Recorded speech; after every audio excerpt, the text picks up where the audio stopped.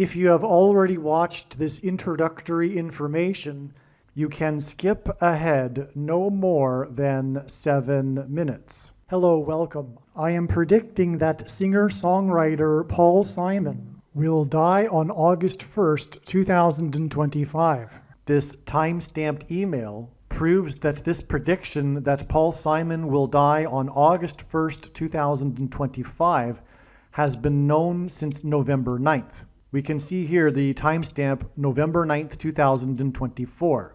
On November 8th, 2024, we received the relevant prophetic signs related to Paul Simon. And as I wrote right here, God was pointing to November 8th ahead of time because Simon's death will point to Revelation chapter 8, verse 1.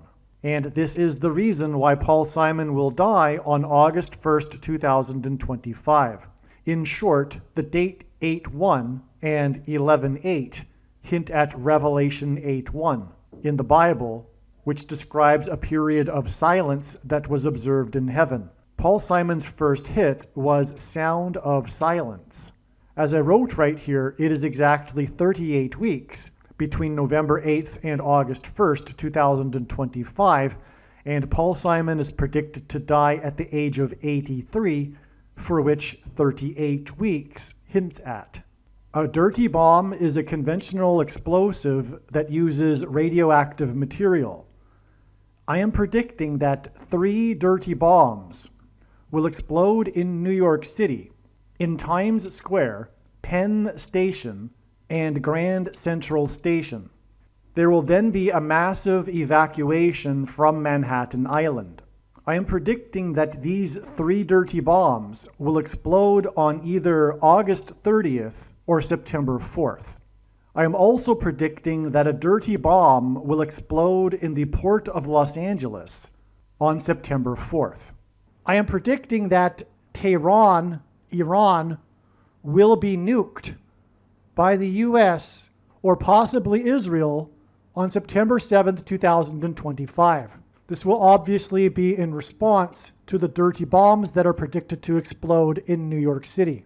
I am predicting that Kamala Harris and Gavin Newsom will die in a plane crash in St. Louis as they are traveling from Washington, D.C. to Los Angeles in Busch Stadium in St. Louis on August 2nd, 2028. This will be during the predicted presidential campaign of Gavin Newsom. As a result of Gavin Newsom's death, Michelle Obama will become the Democrat Party's presidential nomination. Michelle Obama will, quote unquote, win the election over J.D. Vance on November 7th, 2028, and will become the president on January 20th, 2029. Donald Trump is predicted to run as J.D. Vance's vice president.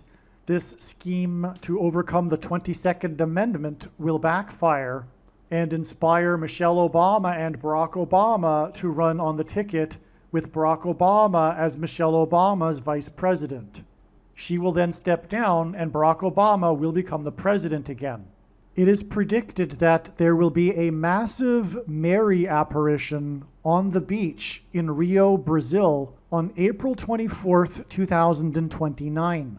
It is now recognized that there will be 2 massive Mary apparitions on the beach in Rio. The first of the 2 is predicted to be on March 22nd, 2029. These predicted Mary apparitions will not be secretive. They will be mainstream, worldwide news.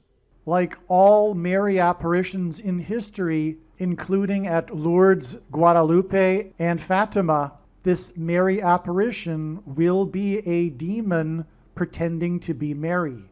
It is predicted that on April 26th, 2029, the key will open the bottomless pit and fallen angels will cross over into the earthly realm. April 26th, 2029 will be a symbolic beginning to the fifth trumpet judgment that is described in Revelation chapter 9, when the demonic realm collides with the earthly realm. April 26th, 2029 will be a symbolic beginning to demons pretending to be aliens. The demons pretending to be aliens will claim to be here to help us with our nuclear weapons. It is predicted that Pope Francis will be resurrected from the grave on April 26th, 2029. And it is possible that on this day, Pope Francis will announce that aliens have arrived and have made him the ambassador for the world. This will immediately give Pope Francis, the Antichrist, supreme power over governments of the world. April 26th, 2029 will be a symbolic beginning to a zombie pandemic and the masses becoming demonically possessed that will be facilitated through the thing, which is the mark of the Antichrist and 5G frequencies. April 26th, 2029 will be a symbolic beginning to the coming genocide politicide in America. The resurrection rapture event will occur on Pentecost on May 27th, 2029. On September 11th, 2029, there will be a catastrophic asteroid hit of Earth in the Indian Ocean. The greatest seismic effect of this will be felt on the other side of the globe, which is North America, and this will trigger an eruption of Yellowstone volcano and will cause the volcano in the Canary Islands to collapse into the Atlantic Ocean and send a mega tsunami towards the East Coast. It will also trigger the collapse of the Hoover Dam, which will cause a water panic in California, and many other devastating earthquakes. The day of the Lord, the second coming of Lord Jesus Christ, Judgment Day, will be at the end of 2031. The date that this video is posted proves that these predictions are being made ahead of time, as do these time-stamped emails and forensic notes PDF documents. If you are skeptical for some reason, please email me and I will forward these to you. All right, welcome. In this video, this prediction is being made that singer-songwriter Paul Simon, the famous singer from Simon and Garfunkel in the 1960s, will die on August 1st, 2025. The date that this video was posted on the social media platform that you are watching this on proves that this prediction is being made ahead of time. And so, likewise, like I mentioned at the beginning of the video, do the time-stamped emails. I wanted to just make a quick video here regarding these connections, this foundational diagram, if you will. These two, what I mean by that is that these two connections right here have been known for years, as well as this one. Well, at least a couple of years in this case, because of this date right here. So it has been known that God is using Paul Simon for very important reasons in his big picture of signs for a few years. And here we have this connection to his death, predicted death, from this song and its release, Homeward Bound. Well, Simon will be homeward bound. In other words, he'll be bound for heaven when he dies. And this is also the theme of his new album, 7 Psalms. His most recent album released, for which he is on tour right now. From what I understand, his Quiet Celebration Tour, that's the name of his tour, begins with him playing the entire album. It's not a very long album, and it's interesting. I recommend listening to it. And the theme of it is transitioning into the afterlife. And that's what this diagram here is all about, with this predicted death of Paul Simon stemming from the release of Homeward Bound, because that's the metaphor for heaven being the home, the true home, and this world not being the true home for those that are true believers in Christ. I use the adjective true because there are many quote-unquote Christians, in fact the vast majority of quote-unquote Christians, are living in this world or have one foot in the afterlife and one foot in this world. But generally, you don't really have one foot in either. You might think you have one foot in heaven and one foot in this world, but not even. You are in this world, and most Christians essentially live lives barely indistinguishable from non-believers, in that they are living their lives for this world. Their careers, their family, their vacations, their retirement, their finances, etc.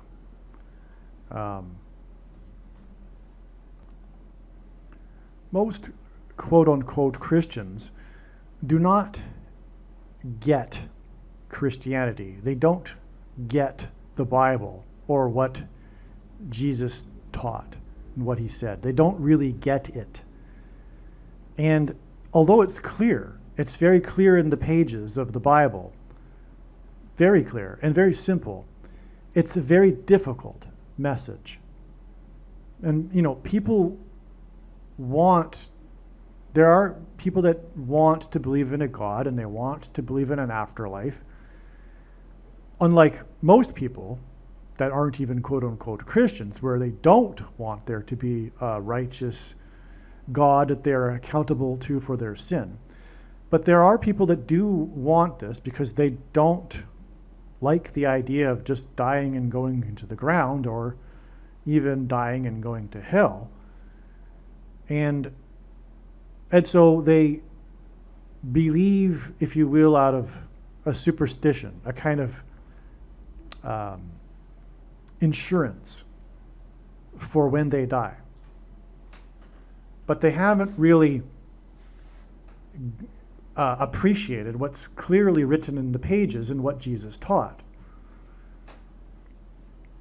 And that's that the only reason for a Christian to be alive is to help other people reach the kingdom. Because a true Christian realizes that their life does not belong to them. Jesus, for example, said that one must be born again. But what does that mean? To be born again implies that there has been a death of the first self, of the first birth. To be born again implies there being a transition into a sort of death and a rebirth. Jesus said that, for example, one needs to die like a kernel of wheat and go into the ground before then one can grow up like a plant and produce fruit. Jesus said to follow him, for example. Well, where did he go? Jesus said to follow him and bear their cross. The place that Jesus went was the cross to sacrifice his life. That's where the Christian is supposed to go. But that's very difficult.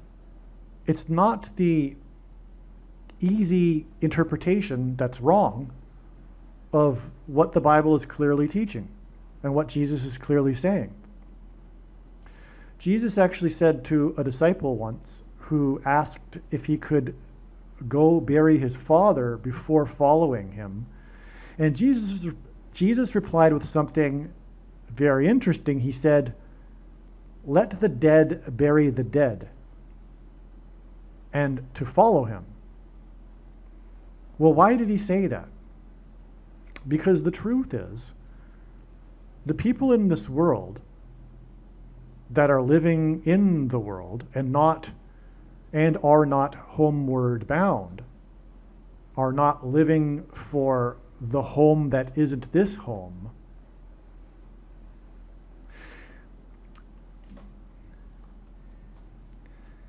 have had a sort of death and are now sacrificing themselves, literally sacrificing their life, meaning their prior ambitions and things they wanted to accomplish, etc., like I listed, career, finances, family, vacations, retirement, everything that normal people aspire to in their life to keep them going. These things now are irrelevant because the true Christian has had a revelation that they are going to die. Everyone knows that they are going to die intellectually, but most people don't really believe it. And they still have time. And so this is also why Jesus spoke of this parable of the sower of the seeds. The first type of seed is the seed that lands in the dry ground, the hard path, after which the crow comes and eats it. And this is symbolic, as Jesus said, of Satan stealing the message of the gospel from the heart of the receiver. There's the second type of seed that lands into the shallow soil and does not have the ability to reach with its roots the water, and so dries out in the sun and withers and dies. The last type of seed is the seed that reaches the good soil and grows into a plant that produces fruit. But the seed that withers and dies after having received the gospel message is as Jesus said, is symbolic of the receiver of the message, and they, for a time, are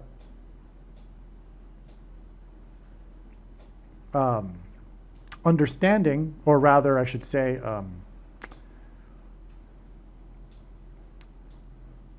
accepting of the message, but then fall away, as Jesus put it, due to the worries and pleasures of life.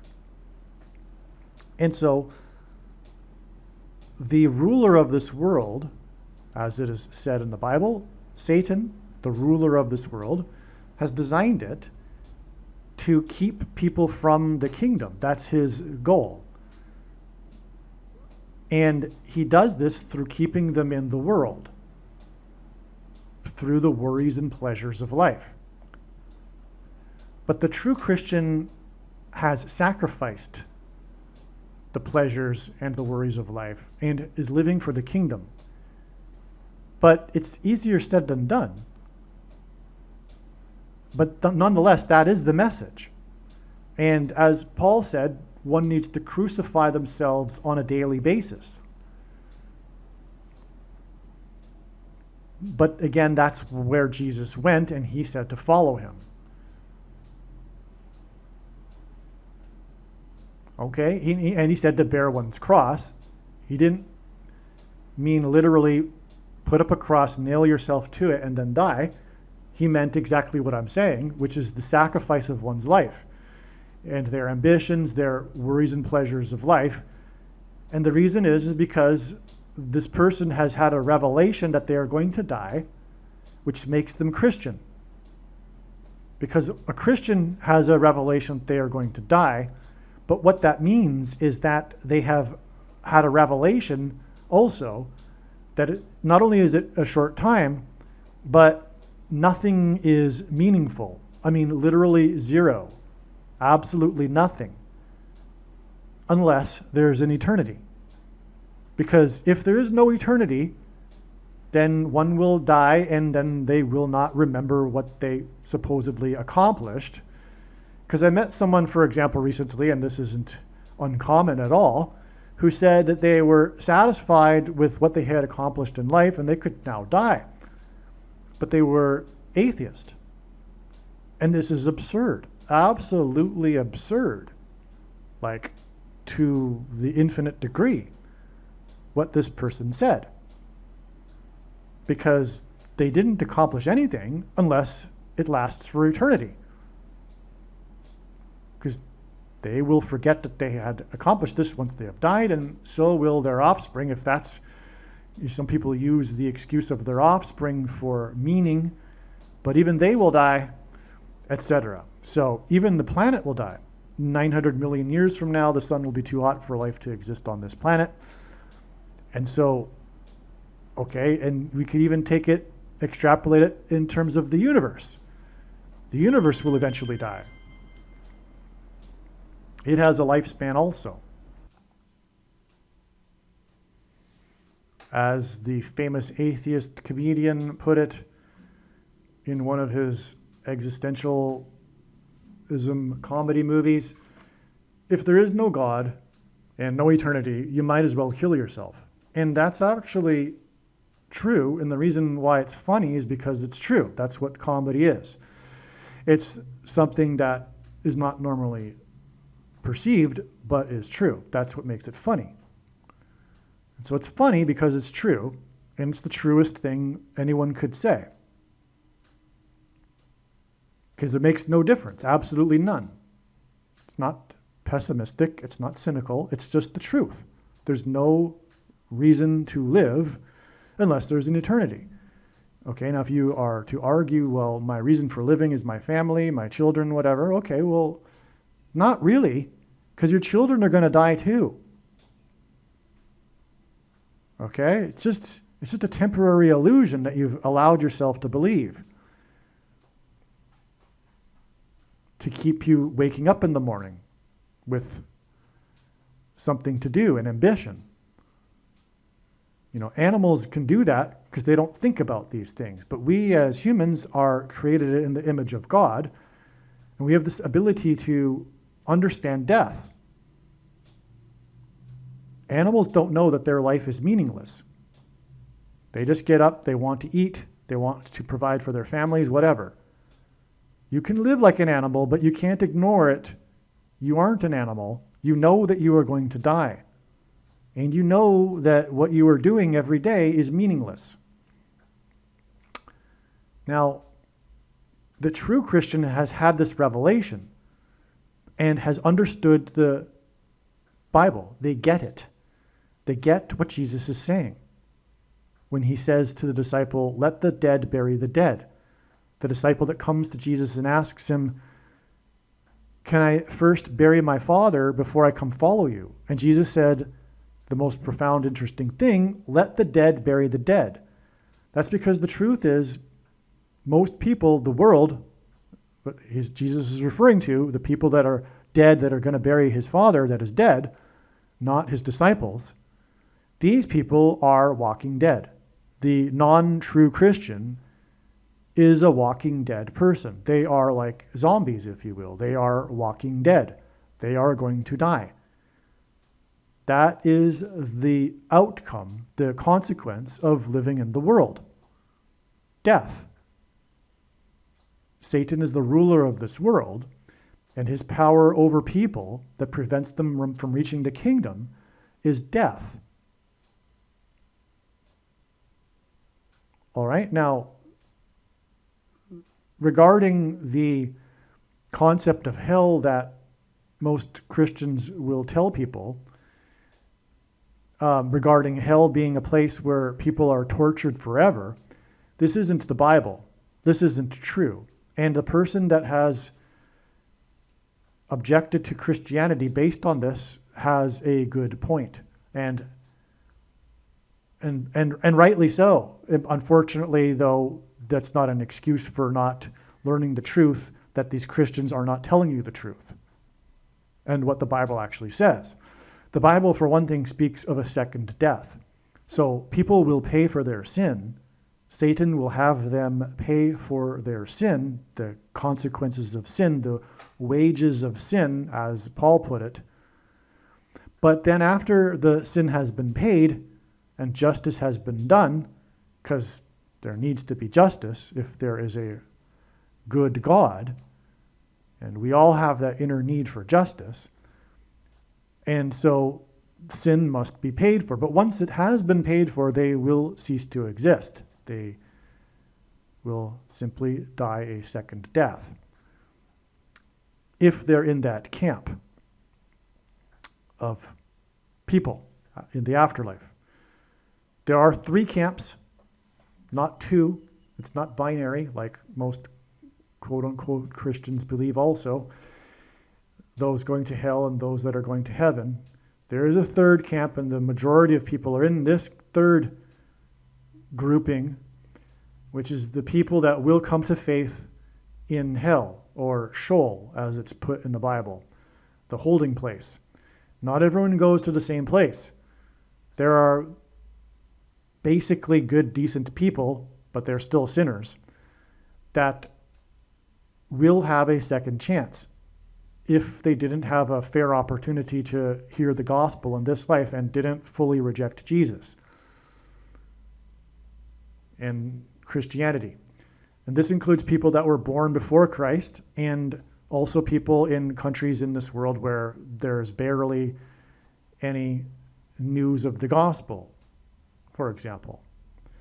But those who are born into the West, especially the English-speaking countries, because Catholicism isn't Christianity, and there are many people in Catholic countries that have not really heard the gospel. That doesn't really apply to them. They've had a lot of opportunity. So, Satan's power over people is death, and this needed to be overcome for people to live in heaven. Oh, and what I wanted to say also is that the reason for death is that if people were simply born into heaven, into eternity, it wouldn't be eternity. It wouldn't be heaven. Because what makes heaven heaven is that the people in it have been regenerated and are not like they were in this world before they were regenerated. What makes this world bad, a big reason, a big part of it, is the people in it, the unregenerated people. And so they can't be in heaven. It's a huge responsibility to have eternity. And it's a huge commitment. Not only is it a huge responsibility, but it's also a huge commitment. So it's not something that's lightly taken, and it needs to be made, a clear decision needs to be made. And that decision doesn't mean to intellectually agree with the concept of Jesus and, for example, then not afterwards being interested in learning what Jesus had to say, for example, like, for example, Catholics and many other Christians. It's not a superstition. It's not an insurance policy. And that's the thing. The agnostic atheist, their belief system is that, although not true, the core belief of their religion, and every worldview is a religion, and the agnostic atheist worldview is a dogmatic religion. And the core belief of it is that there might be a God, but there is no evidence for God. But that's a lie. It's not true at all. The evidence for the Christian God of the Bible is overwhelming and clear, but they're not interested in it. This is an excuse. It's an irrational belief system because they truthfully don't want or don't like the idea of there being a righteous God that they are accountable to. For them, it is icky to conceive of themselves praying to God every morning or something to that effect. They're not interested, you know. But anyway, that's the core belief. And so they tell themselves, well, if there is a God, I'll find out when I die, because there is no evidence for God. That's very similar to the quote-unquote Christian that is living in this world. They want this life, and then they'll happily go to the afterlife. And so that's why it's an insurance policy. That's why Catholicism is about having every single person in the nation, when Catholicism first evolved and emerged and spread, every single person becomes a member of this institution through even things like infant baptism, etc. And it's like an insurance policy. It's not genuine, sincere interest or decision making regarding where they want to be for eternity. They are living in this world. And so that's not really different than the quote-unquote Christian that is living in this world and living a life and has ambitions for their life, etc., but then as an insurance policy claim to believe in the Bible and maybe go to church once a week, sing the songs and, pretend to be Christian, but they don't really get it. They do not understand the Bible. It's a difficult message to understand. And that's not complicated. It's difficult to accept. So that's why they ignore these teachings of Jesus, for example. I'll just give you another example. Jesus had a parable in the 14th chapter of Luke, in which he said, essentially, count the cost of being a disciple. And by the way, there is no separate drawer for discipleship and salvation. The two are the same. That's the Bible, not the interpretation of Calvinism, etc. So the cost of discipleship. Jesus said, count the cost first. If you don't have what it takes to complete the tower, or if you don't have the manpower in your army to take on the other king and his army, because you're outnumbered, don't even bother. Don't do it. Don't even start. Just, in other words, just live your life. Just live for this life. Fall for the deception of Satan and have your worldly ambitions, etc. And not commit. It's a huge undertaking. You need to die.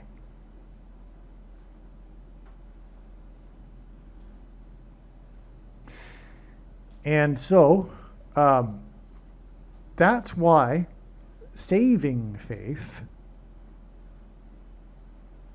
typically involves some form of risk and or sacrifice that demonstrates a person's faith. James wrote, "For you see, one is not saved by faith alone, but through his works." Contrary to the doctrine of the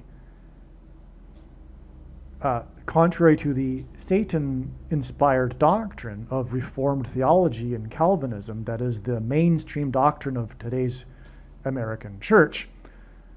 And then James went on to give examples of Rahab and Abraham. And they, once declaring that they believed, demonstrated their faith through some form of risk and sacrifice. Rahab risked her life, and then she was saved. She risked her life for the spies, the Jewish spies, and then was rewarded with being saved from the destruction of Jericho. Abraham was deemed by God to be righteous.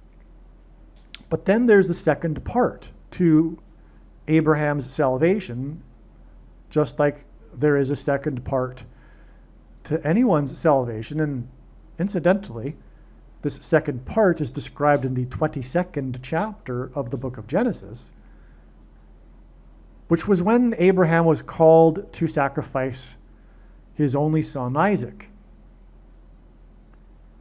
Abraham, because he believed, had faith. But what is meant by the word faith is trust and following through because of that trust. Abraham believed, he had faith, and demonstrated his faith. He followed through with his faith, trusting in God, knowing that God is God and he is good. And there will be some answer for why he is being called to sacrifice Isaac. Abraham believed likely that he would be resurrected. So Abraham, anyway, he followed through, and as he was about to sacrifice his only son, Isaac, the angel came speaking for God and said, "Stop, do not harm the boy, for now I know that you fear me." You see, prior to that, God didn't know whether or not Abraham feared him. It needed to be demonstrated. Abraham believed, but as James said, even the demons believe. Faith, saving faith, is not intellectual agreement with the concepts of Christianity. It is demonstration of those beliefs. Because the thing too is that Abraham didn't know prior to his demonstration of faith that he had the saving faith and that he feared God. It needed to be outwardly acted upon. That's the beautiful thing. That is why we are alive. We don't just get born and then one day make an intellectual decision about what is true or not, and then we get saved, quote unquote. Because no one is, quote unquote, past tense saved. People are in the process of being saved. People are on the path to the kingdom. And the Holy Spirit is there to guide them and to tell them when they are off the path. But no one is past tense saved. One needs to demonstrate their faith to have saving faith. And I realize this contradicts the doctrine of the majority of quote-unquote Christians today. But their doctrine is the bad doctrine that is the root of the bad tree that is producing the bad fruit. The Bible is very clear. God is looking for those who fear him. And when you fear God, you act upon your faith. The reason, or rather the fact that most quote-unquote Christians do not have saving faith and are living in this world is the reason for the end times. The church has reached a state where the overwhelming majority of people are in this camp because of this doctrine and their phobia regarding doing works, because Satan is very clever. He has these people believe that if they start questioning whether or not they need to do some more works or something to that effect, it means they are not saved. That's how tricky and clever and absurd their doctrine is.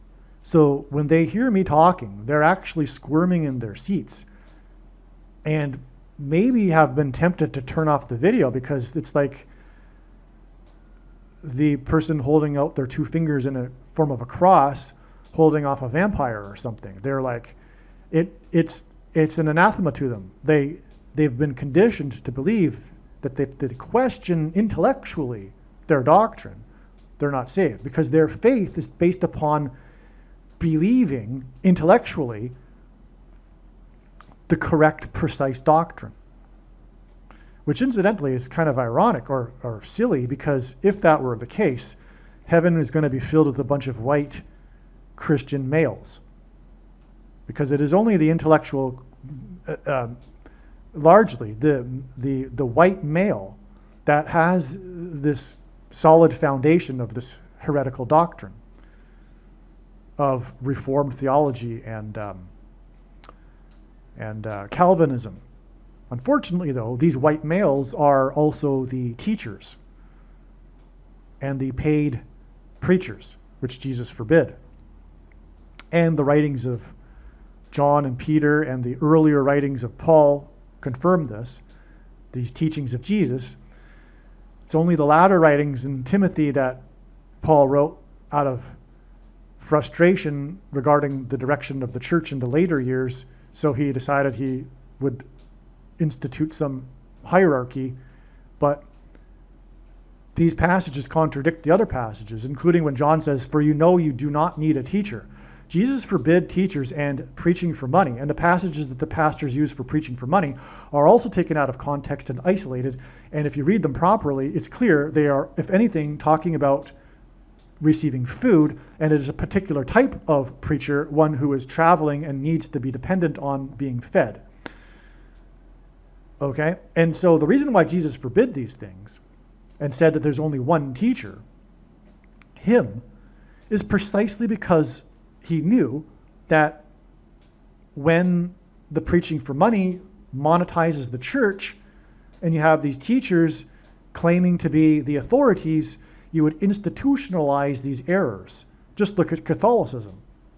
It's absolutely chock full of errors to the point where it's not even Christianity.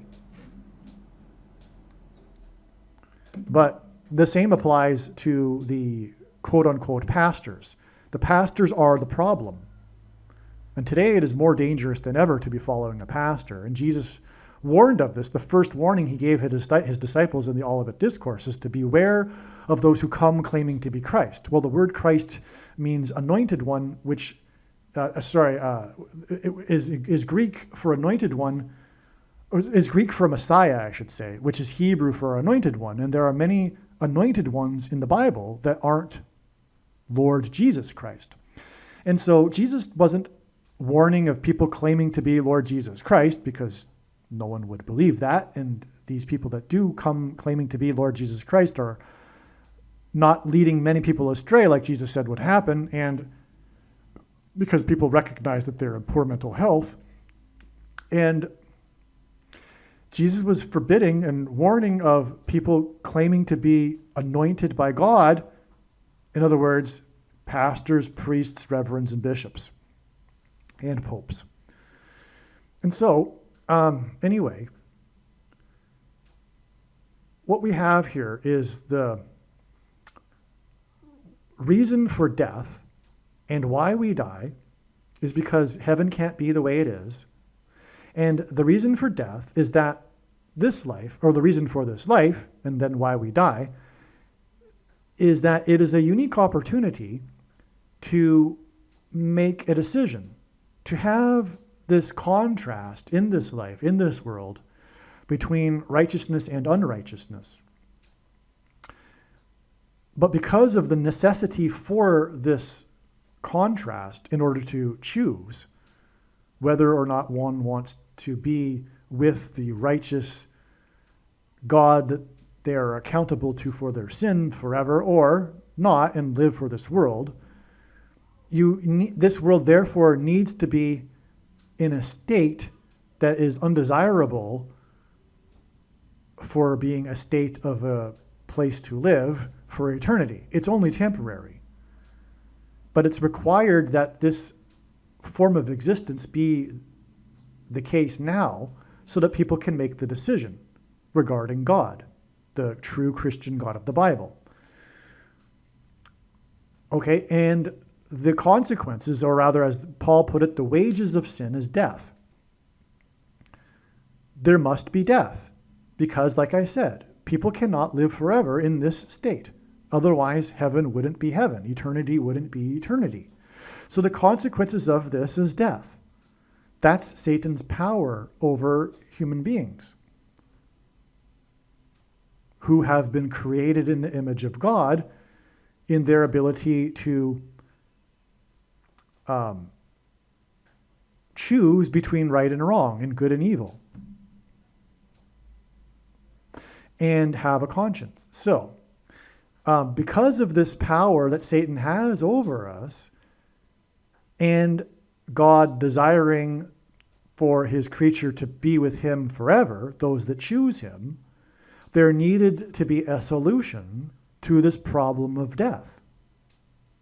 And so the human species, the human being, needed a way to overcome death, and to do that required there be an immortal person. But death could not be overcome by a human being. Only God can overcome death. Only God is eternal. And so, because a human being couldn't defeat Satan's power over us, which is death, God had to do it. But he had to do it in the form of a man. Which is why he became a man and then died and then rose again in order to defeat death. This is Jesus. And Jesus is the first immortal man who is also God. And we can become like Jesus if we choose to follow him.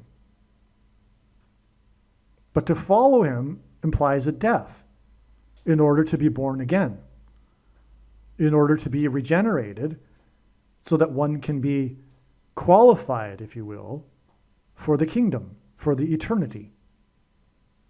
And so living in this world is a contradiction, because this world isn't the qualities of the eternity. The reason why one is left in this world after having come to an intellectual agreement, if you will, is to demonstrate their faith and sacrifice and crucify themselves on a daily basis in order to serve their master, their slave master. Because the reason for the metaphor in the Bible, the metaphor of all of this in the Bible, is a ransom being paid. The ransom is paid to Satan. Satan is the captor, and in the ancient times, groups of people would raid villages or ships and take people captive, hostage, kidnap them, and then they would ransom them for money. And the person who would come and pay the ransom and free the captive person would then typically be repaid by the formerly captive person. And that person would then serve their liberator and even become, if willingly, a slave, because we have this idea of slavery today that's not quite the same idea as in ancient times. Slavery was a part of life, and there were willing slaves. It was a way to live, survive even, or get out of a situation that they're in. And so these people would become willing slaves of their liberator. And that's the reason for the metaphor of the ransom. Jesus has paid Satan the ransom that is owed. The form of payment that is owed is death. But Jesus has paid that ransom. He's overcome death, and we can overcome death with him if we accept his spirit inside of us and become regenerated. We can get out of jail.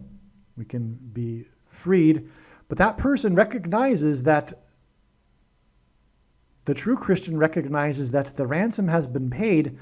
They should be in hell. They should be on their way to hell. That's what they deserve.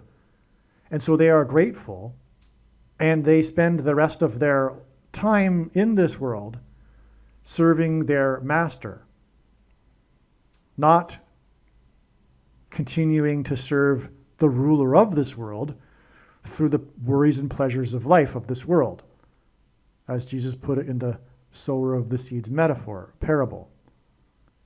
Okay? So, and how do we serve the kingdom? Well, there are ways to serve righteousness, but ultimately, because this world has no meaning without eternity, the primary way one serves is through helping other people reach the kingdom. Sure, it's noble to feed the homeless, but if you teach the person to fish, is the metaphor, right? It's the ideal is to convert the homeless person, have the homeless person convert to the kingdom.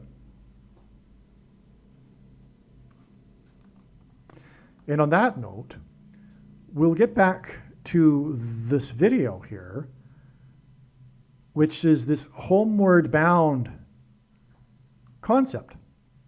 So the true Christian is homeward bound, not living in this world. It took 40 minutes to explain this. Now, this is the theme of this diagram and these prophetic signs here. Regarding Paul Simon himself, if I didn't elaborate, there are 3 camps of people. And I believe Paul Simon is in the camp that most people are in, which is the opportunity, once they die, to accept Jesus. Contrary to what most quote-unquote Christians will tell people, the afterlife is binary and there are only 2 camps. Those that are on their way to hell and those that are on their way to heaven. And they'll also say that those that are on their way to hell are on their way to hell for eternity and will be tortured for eternity, which is also not the Bible.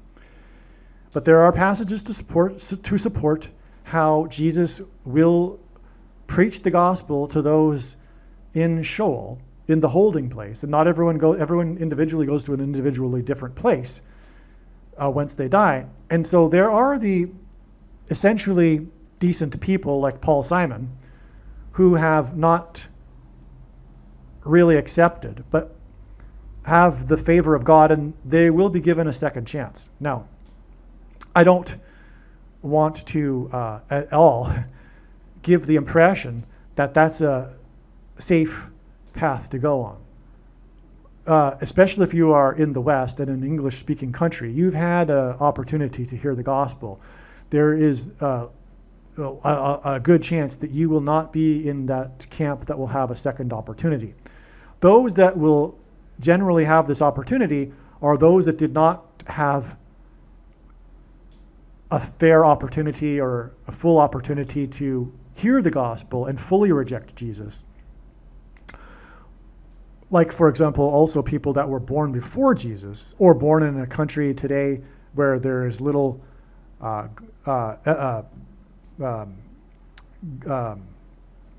opportunity to hear the gospel, etc.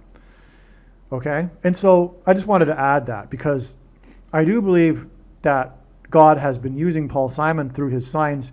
For example, Paul Simon was instructed by God to make this album, 7 Psalms, through a prophetic dream, which I'll explain in a second here. So anyway, I just thought I would add that. I do think that ultimately Paul Simon will be homeward bound based on the things that he has said, based on his album, which is this theme of transitioning into the afterlife. It seems that Paul Simon believes in a monotheistic creator. He isn't a New Ager. He isn't a believer in an impersonal energy God. He's a believer in a righteous God. He is Jewish, after all, too. I don't know how much he is Jewish. And for all I know, Paul Simon is Christian and simply keeping his faith to himself. That's very possible. Okay. Now, okay, so what we have here is the release of the song Homeward Bound. I think actually this is the release date of the album too. And the album is Sound of Silence, which, by the way, is the reason why Paul Simon will die on the date 8/1, because it'll point to Revelation 8:1 and the description of the sound of or period of silence in heaven. Okay, so from this date, it is exactly 188 months to this date. 188 is this number that God frequently uses in his true big picture of signs, patterns, and connections, which is only being explained on this channel, because it points to the 188th word in Strong's Hebrew Concordance, which is the word that means woe exclamation mark. It is used in the Bible in the context of extreme judgment from God, including in the trumpet judgments that follow the period of silence in heaven in Revelation chapter 8, which is what Paul Simon's death will point to.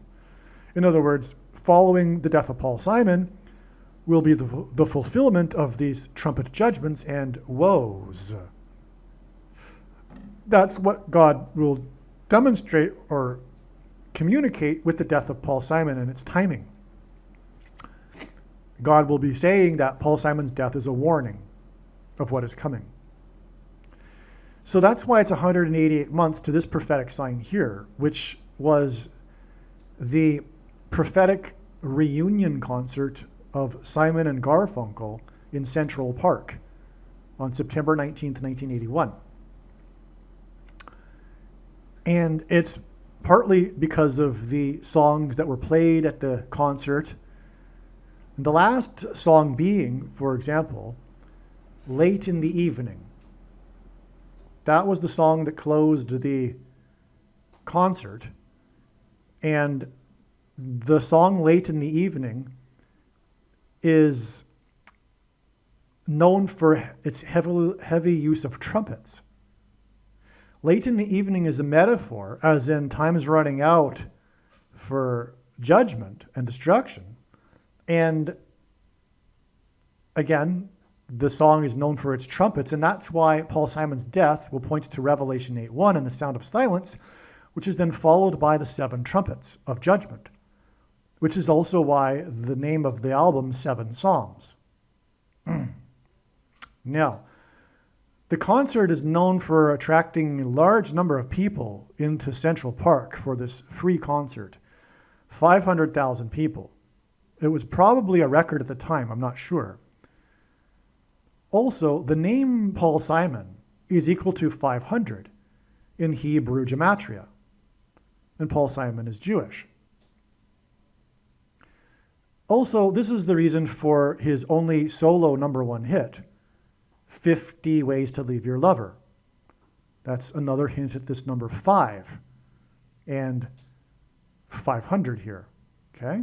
And Paul Simon. It's part of this pattern of prophetic signs that God is using. Now, Simon and Garfunkel's last album was their 5th album, The Bridge Over Troubled Water. The first woe is the 5th trumpet, which involves a bridge, when the demons cross the bridge from the demonic realm into the earthly realm. Through 5G frequencies, enabling the demons to demonically possess people for, as it says in this prophecy, 5 months. Okay, speaking of 5 months, we have the 5th month here, and the release date of 7 Psalms, exactly 500 months after the 500,000 person concert of Paul Simon, whose name equals 500. All right. Now, the metaphor of a bridge over troubled water is Paul Simon and Garfunkel's biggest hit. And that is the same metaphor as a door in God's signs. And a door is symbolized by the number 4, because the 4th letter of the Hebrew alphabet is the symbol for a door. And again, it is a door that will open to the bottomless pit through which the demons will emerge into the earthly realm. As it says in the prophecy, the door is opened with a key, and music is known for keys.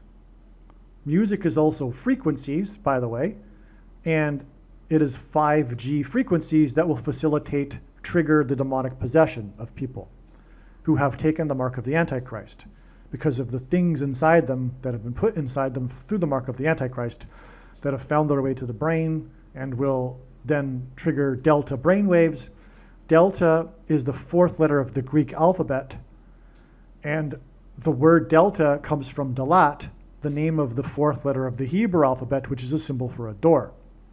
Incidentally, the English word door is rooted in the Greek word delta. Okay, that's why the Seven Psalms album was released with its Homeward Bound theme, transitioning to the afterlife theme, 4 years, 4 months, and 4 days after the date on which Paul Simon received the prophetic dream, in which a voice instructed him to make an album named Seven Psalms. The interviewers of Simon who go to his studio are shown by Simon the framed piece of paper on the wall on which he wrote on after the dream, and it has a date.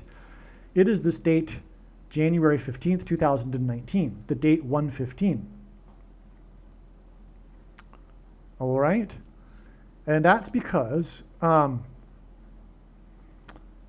is pointing to this first chapter of Amos, the book of Amos in the Bible, which has 15 verses. In this chapter of the book of Amos, and Amos has 4 letters, there is this repeating Hebrew idiom for 3 transgressions and for 4. The meaning of this idiom is that the tolerable limit of sin has been, or transgressions has been exceeded, and now judgment, destruction is unavoidable. For 3 transgressions and for 4 is what's pointed to through Amos 1:15, or rather Amos with the date 1:15 because of the first chapter of Amos that has 15 verses with this repeating idiom. And that's again the reason for the 4 years, 4 months, and 4 days, not only the 4 being a door symbolism.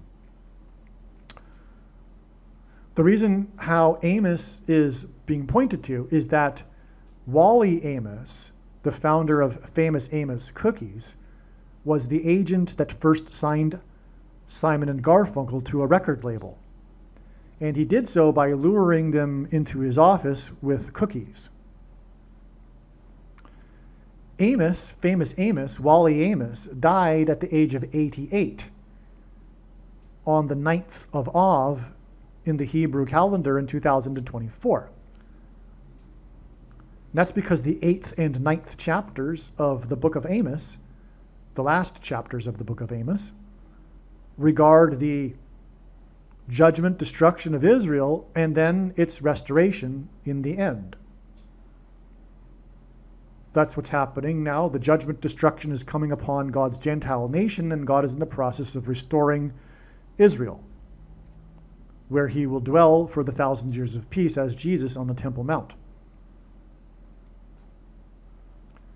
All right, and so the 8th chapter, verse 1 of the book of Amos speaks of a basket of summer fruit. Paul Simon is predicted to die on the date 8:1. Not only because of Revelation 8:1 and the sound of silence, but because of the basket of summer fruit in the book of Amos. And that's because the beginning of August is when you will see baskets of summer fruit. By the way, Paul Simon also has a song, April Come She Will, which has the lyric in it, August, she must die. It's also alluding to how Paul Simon will die in August. Now, it is exactly between the date of the release of the Seven Psalms album and his predicted death, 115 weeks. That's astounding because of the connection to the day of the dream on the date 115. Again, this 115 weeks points to Amos chapter 1, which has 15 verses. Now, the 115th, or rather the number 115 is the 37th semi-prime number, a number that is only divisible by 2 other prime numbers that God uses in his signs. And The verse in the book of Amos, chapter 3, verse 7, which is hinted at with the 37th semi-prime number, is the verse in which God says that he will do nothing without first revealing his secrets to his servants.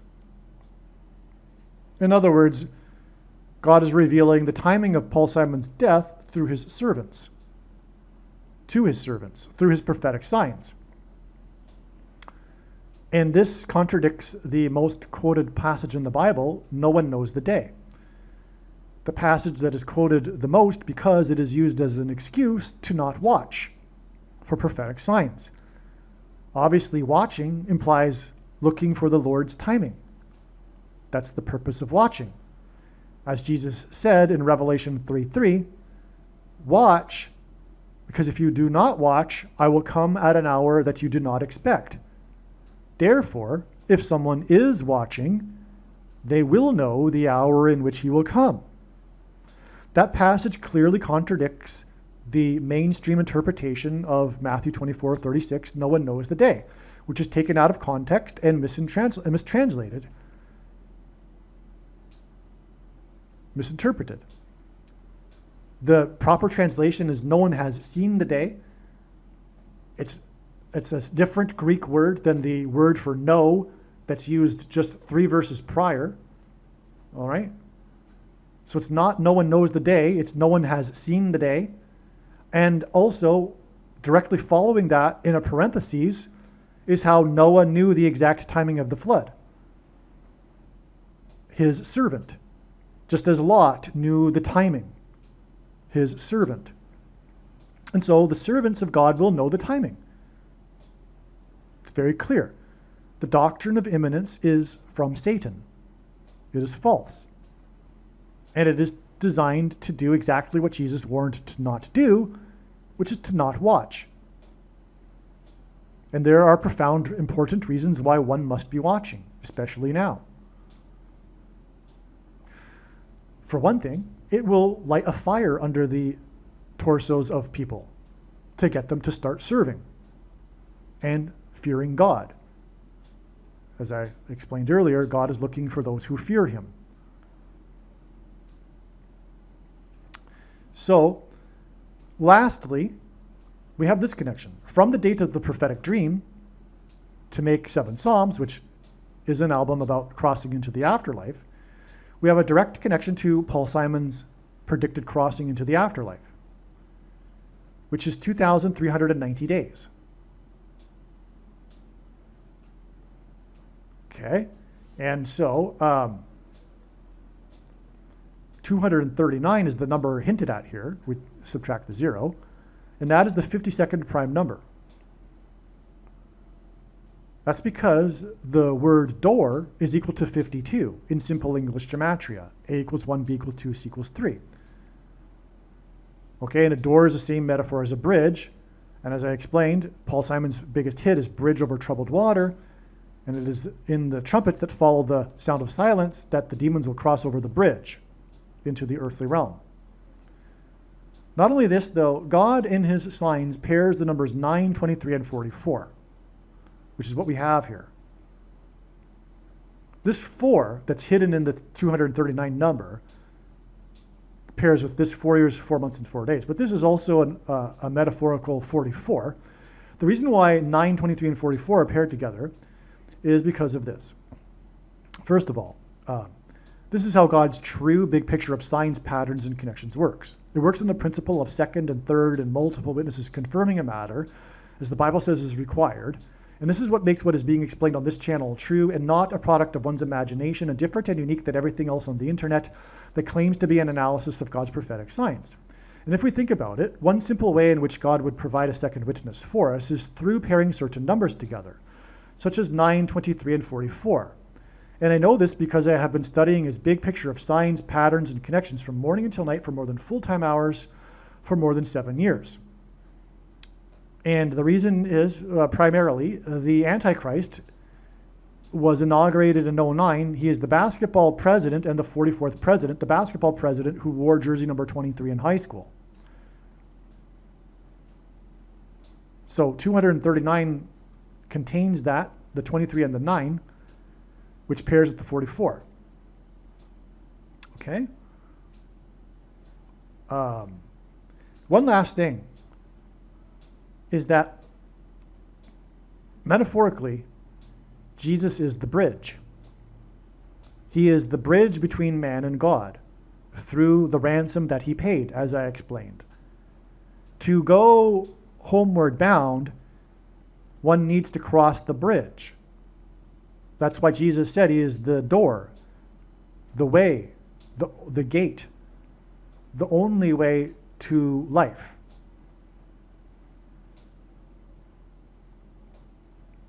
To the kingdom. And so Jesus is the door, or rather the bridge, the cross.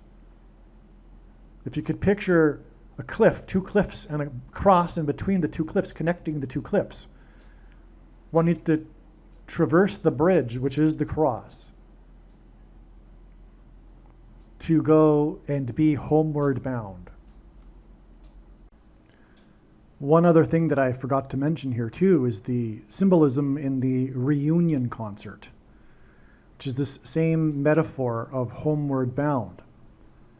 The reunion concert between Simon and Garfunkel is symbolic of the crossing the bridge and reunification with God. The reunification between man and God through the bridge is through the bridge. And so that's what the reunion concert is symbolic of. Believe me, I know far better than you how the prediction made in this video was derived. And more importantly, I know far better than you why the righteous Christian God of the Bible has given me a voice through this prediction. If you are a quote-unquote Christian or Muslim, this prediction was not learned through a demon. Be warned that blaspheming the Holy Spirit is the unforgivable sin. If you are a New Ager or New Spirituality person, this prediction was not learned through somehow tapping into the supposed universal collective consciousness. If you are a conspiracy theorist, this prediction was not learned through figuring out a supposed code that the Illuminati and Satanists are using. This prediction was learned through the Bible and through watching carefully the Lord's prophetic signs, which Jesus commanded all Christians to do. Besides proving that Jesus Christ is the Lord, the reason why God has given me a voice through this prediction is to prove that the controversial things that I am saying in the videos on this channel are the truth. Therefore, a wise person will want to watch all of the videos on this channel. What I will also do is create a video or two that summarizes some of the controversial things that the Lord will prove to be true when the prediction being made in this video comes to pass. I will leave links to these must-watch videos in the description box below this video. Again, the purpose of this prediction, that is from God, is to prove these things that I will talk about. And therefore, it would be foolish to not watch the videos that I will leave links for in the description box below this video. Aliens and UFOs are demons masquerading as aliens and UFOs. Most people's spiritual experiences are demonic deception, especially if they are not a true follower of Christ. In the last days, many people who claim to be a follower of Christ will have spiritual experiences that are in reality demonic. God became a man and died a horrible death at the hand of the ruler of this world, Satan, and then defeated death for you, so that you too can overcome death, which is the price that must be paid for sin. It is time to repent, which means to change one's ways and turn to God and become a disciple of Jesus. Do not listen to or follow the example of most quote-unquote Christians. Instead, follow the teachings of Jesus, which most quote-unquote Christians ignore. Like Jesus, you must surrender your life. Put nothing ahead of Jesus, your Lord. Like Jesus, you must lay down your life so that you may live. As Jesus said, one must die first, like a kernel of wheat going into the ground, in order to then grow and produce fruit. And like Jesus said, one must produce fruit, or else like a branch or a tree not producing fruit, they will be thrown into the fire. Jesus was speaking to quote-unquote Christians when he said this. One must die the self in order to be born again. And like Jesus said, one must be born again to enter the kingdom. Like Jesus, you must sacrifice your life for the sake of the coming kingdom. It means to do work that involves some form of sacrifice and risk. To have faith does not mean to intellectually agree. You need to demonstrate your faith through taking action. To have faith means to trust in God's promises.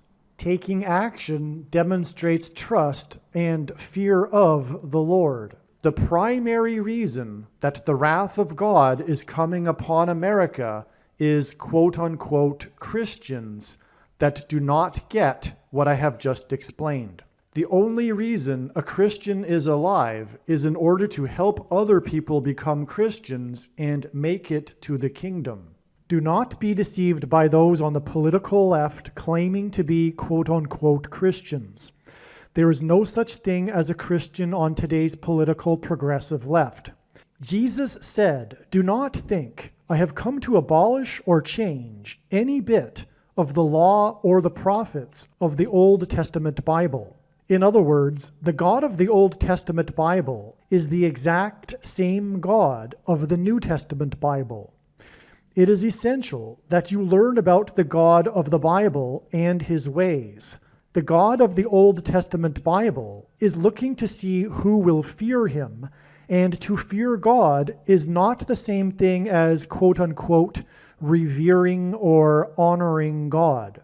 Through Christ's ransom payment, a Christian is someone who has been redeemed and freed from slavery to sin and Satan. In response, a true Christian recognizes that their life in this world does not belong to them, and they become a willing slave to Jesus for the sake of the kingdom.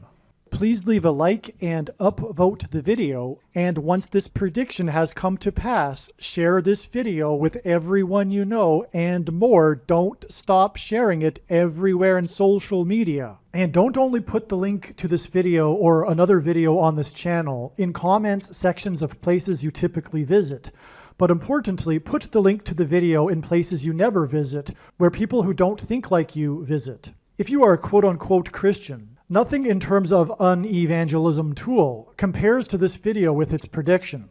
It is a massive bag of gold.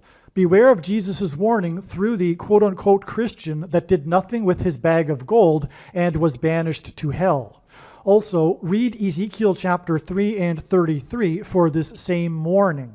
If you think you might be spending too much time watching videos instead of working and sacrificing for the kingdom through handing out flyers and potentially helping hundreds of people in the same length of time as a video, my flyer is filled with amazing information that people need to know right now, and it points people to the video channel. Now is not the time to be handing out typical evangelical tracts that are largely based in error anyway, such as, quote, Jesus loves you, unquote, for example. You can hand out the flyer on busy street corners, put them on car windshields in busy parking lots, and put them in mailboxes. Just send the file to your local print shop. You can download the file from the website. Please leave a like and upvote the video, and once this prediction has come to pass, share this video with everyone you know, and more, don't stop sharing it everywhere in social media. It is essential that everyone immediately read the homepage of my website, asteroidprediction.com. If you are watching this on the YouTube platform, please note that not all of the videos are on YouTube. You need to switch to the Odyssey.com or Rumble.com channel, and do it now in case you aren't able to later.